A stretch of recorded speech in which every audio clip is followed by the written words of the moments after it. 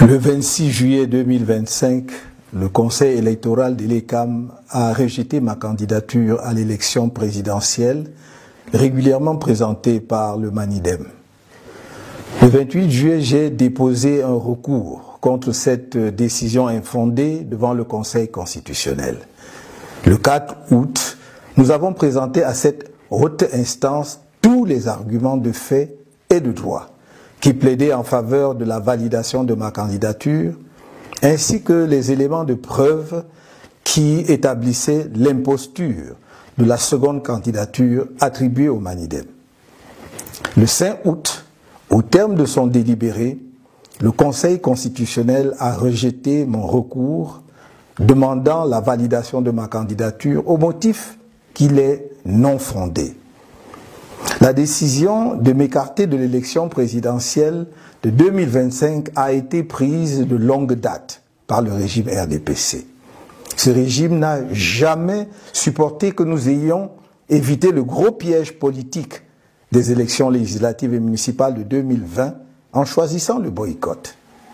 Le régime voulait détruire le MRC à travers ces élections et ne nous a jamais pardonné d'y avoir échappé. Dès lors, la campagne de diabolisation du MRC et de son président national était lancée et la décision d'empêcher ce dernier, par tous les moyens, de prendre part à l'élection présidentielle de 2025 était prise. C'est dans cet esprit que les élections législatives et municipales prévues en février 2025 ont été reportées à mars 2026 afin d'empêcher le MRC d'avoir des élus et de pouvoir présenter son candidat à l'élection présidentielle d'octobre prochain.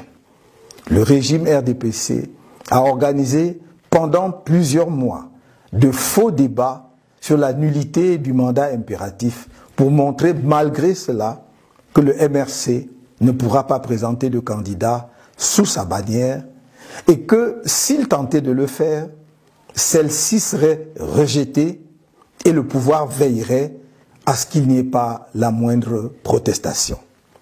Bien plus, on nous a indiqué la seule voie qui s'offrait à nous. Faire présenter ma candidature par un des 18 partis politiques ayant obtenu des élus à l'issue des élections de 2020. Je dois redire que rien n'interdisait au MRC de présenter un candidat à cette élection présidentielle. Mais il fallait éviter de donner au régime un prétexte pour rejeter une candidature présentée par le MRC, car le rejet de la nullité du mandat impératif était devenu pour ce régime une question de vie ou de mort. La présentation inattendue de ma candidature sous la bannière du Manidem fut un choc à peine voilé pour le pouvoir de Yaoundé. Pris de court, le régime en place s'est empressé de fabriquer un nouveau président de Manidem ainsi que son dossier de candidature pour créer artificiellement ce qu'on a appelé une pluralité d'investiture. Camerounaises, Camerounais, mes chers compatriotes, j'adresse mes remerciements chaleureux à tous ceux, nombreux, qui m'ont manifesté sans relâche leur soutien patriotique et démocratique durant cet épisode qui vient de se dénouer devant le Conseil constitutionnel le mardi 5 août 2025. Je remercie tout particulièrement l'honorable Jean-Michel Ninche, président national du FCC, coordonnateur de l'APC, ainsi que tous les membres de l'APC qui avaient décidé de porter ma candidature. Dans la même veine, je remercie le président national du Manidem, M.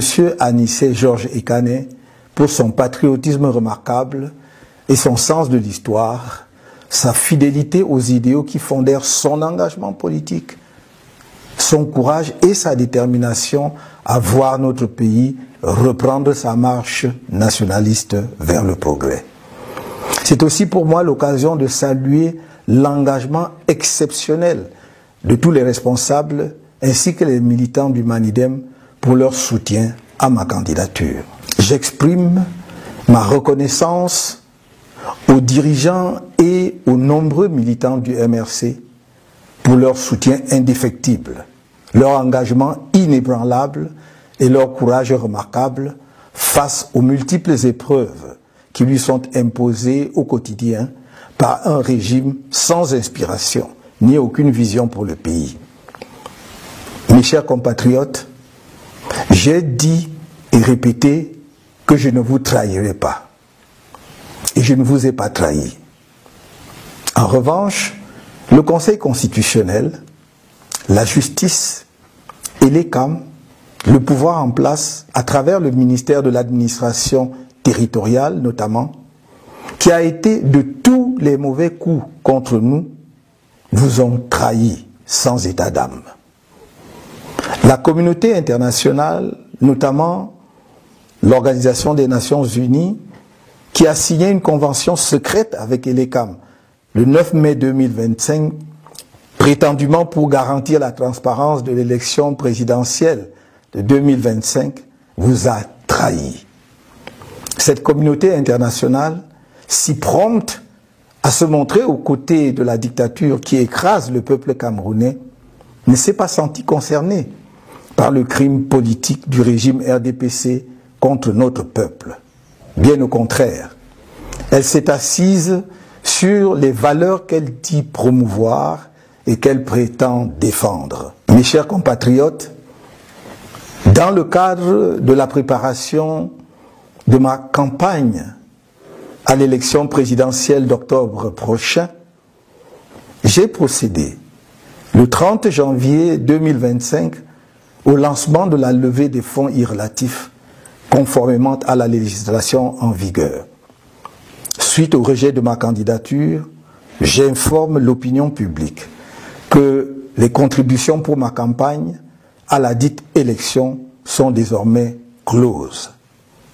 En dépit des dépenses déjà effectuées dans le cadre de cette campagne, j'informe qu'il sera procédé au remboursement des contributions reçues dans les comptes bancaires ouverts à cette occasion, ainsi que dans les différents comptes chez les opérateurs mobiles.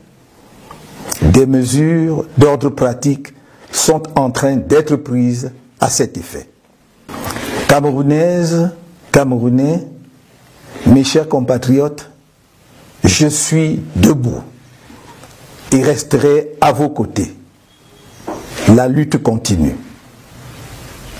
Vive le Cameroun!